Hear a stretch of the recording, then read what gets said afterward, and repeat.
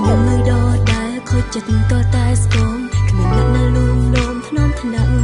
អត់ពីអ្នកខ្ញុំនេះក៏គ្មានអ្នកណា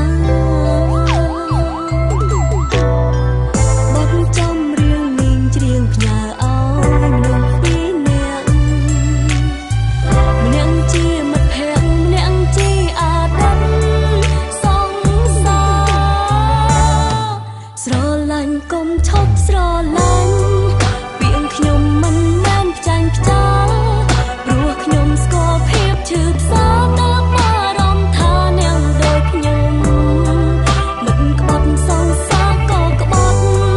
កុំសត់ដូចមេឃរលំកុំក្បត់គ្នាដូចក្បត់ខ្ញុំសូមជូនពរឲ្យស្មងគ្នាពីខ្ញុំធ្លាប់ជាមនុស្សស្រឡាញ់អ្នក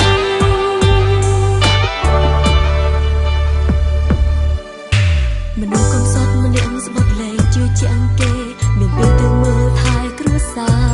មិត្តស្និទ្ធស្នាលសងសារលែងប្រាថ្នាបត់ចំរៀងនេះច្រៀងផ្ញើឲ្យមនុស្សពីរនាក់ម្នាក់ជាមិត្តភក្តិម្នាក់ជាអាដិតសងសារស្រឡាញ់កុំឈប់ស្រឡាញ់ពីងខ្ញុំមិនមែនផ្ចាញ់ផ្ចាព្រោះខ្ញុំស្គាល់ភាពឈឺផ្សាទៅបារម្ភថាអ្នកដូចខ្ញុំមិនក្បត់សងសារក៏ក្បត់កុំសត់ដូចមេឃរលំកុំក្បត់គ្នាដូចក្បត់ខ្ញុំសូមជូនពរឲ្យស្មងគ្នាពីខ្ញុំធ្លាប់ជាមនុស្សស្រឡាញ់អ្នកជូនពរចេញពីចិត្ត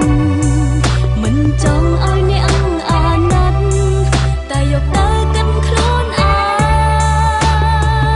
ងស្រឡាញ់កុំឈប់ស្រឡាញ់ពីងខ្ញុំមិនមែនផ្ចាញ់ផ្ចា